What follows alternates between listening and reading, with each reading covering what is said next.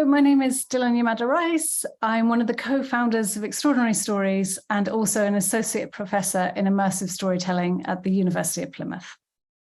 Hi, I'm Ellen Adair. I'm one of the co-founders of Extraordinary Stories and also a senior teaching associate at the University of Cambridge. We'd like to talk about some of the findings from our AHRC project, The Future of Broadcast, which we did with 7 to 11-year-olds. I'm just going to start with a short introduction to the methodology that we used. So we used the Beano as the basis to find out how children would want to change the content of the Beano. If there was no more TV in the future, how would they like to consume the Beano content? And in doing this, we were able to provide them with examples, such as showing them how it had already been a comic or it had already been an app, and ask them to think about how would they like to use emerging technologies.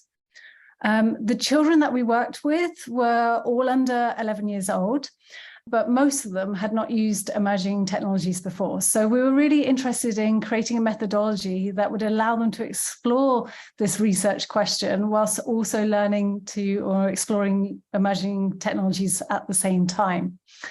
So we put together something that we call in academia a cultural probe, which is basically a series of physical materials. So you can see here some examples of the Beano comic alongside Beano models. And these were used as kind of provocations to then provide children with a lot of physical materials, Play-Doh, Lego, pens, paper, cardboard, and so on.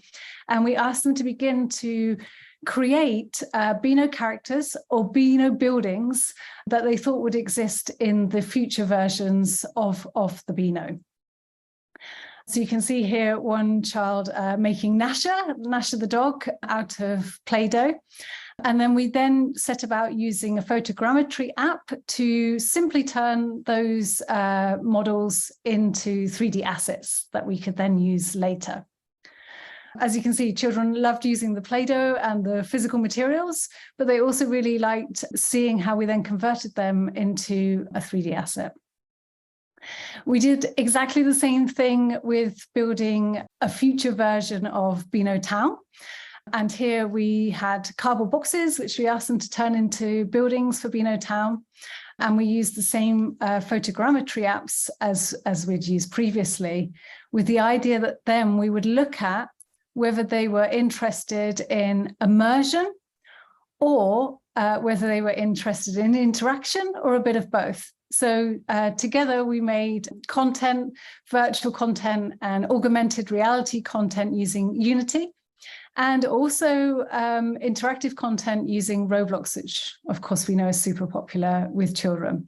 And you can see here the stark contrast between their models in Roblox and the aesthetics that are designed for them by adult developers. And this was really a starting point for thinking about changing workflows that Eleanor's going to go on to talk to you about now, because it made you think about, or made children who were part of this project think about, whose aesthetics, who's designing these things? Why do they look this way? Do they have to look this way? Could they be involved in the development of thinking about future broadcast media for them? So I'm going to hand you over to Eleanor now, and she's going to talk to you about changing workflows in relation to this project. Thanks, Dylan. So children made loads of models, and then we created these 3D scans, such as this one here. So this is a Play-Doh model, which we then took into using photogrammetry, made it into a model that we could use. And then I used a process of machine learning to see what variations on those characters we could get.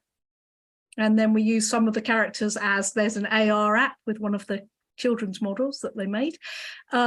Using Unity became a character that could be as big as a child. And in fact, at the Museum of Science and Media, children experienced some of their models effectively filling up that space. And it was really interesting to see their reactions. So there's loads of workflows emerging, which I'm sure many of you are aware of, such as using things like stable diffusion to create artificial images. And in the process of the project, we looked at some of those new workflows and were thinking how they might impact children's capacity to make games, to make their own media, to make their own models.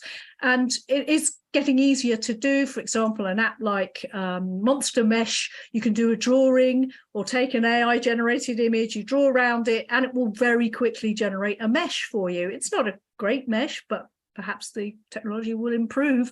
And it's very easy to then make those characters animated with automated systems such as Mixamo, which rig characters and they can get dancing and moving very quickly. And we'll show a video of our VR app that we made for Oculus Quest. And we then took it to the Museum of Science and Media. And it was really touching to see children inside their VR headsets dancing with their own characters, and in many cases reaching out to try and sort of touch them or shake hands with them. That was a really striking part of the project.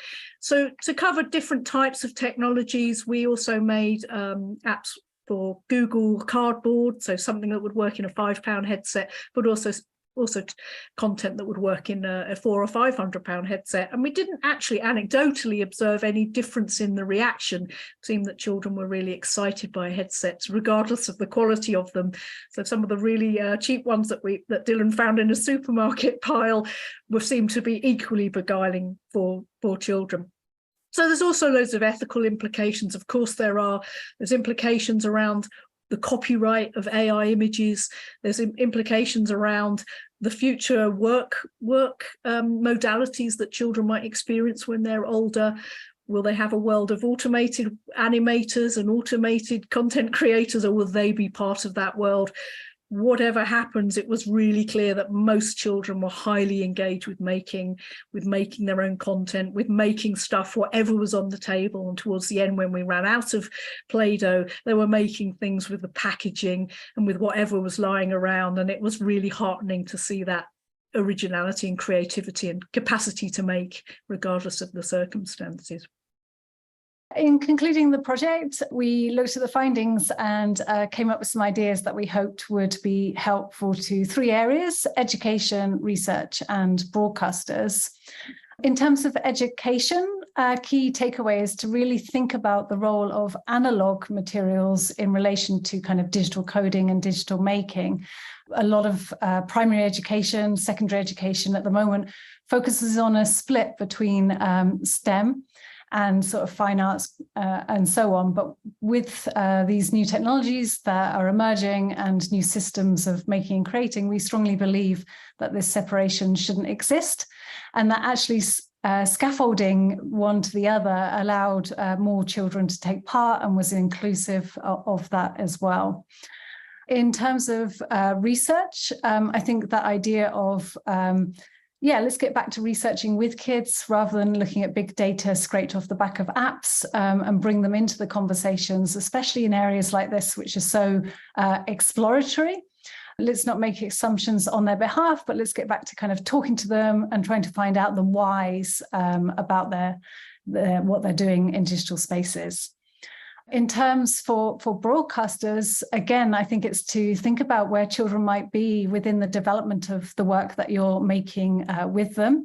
You can see a pack of cards here on the right. These are actually the work of Sonia Livingston and team. And this is just a really great, simple method to pick cards and think about, is the design that you're making with kids, is it ethical? Is it inclusive? And a lot of the other things that have gone into our research methods. So yeah, that's it. Thanks very much for listening to us. I hope you enjoy the conference.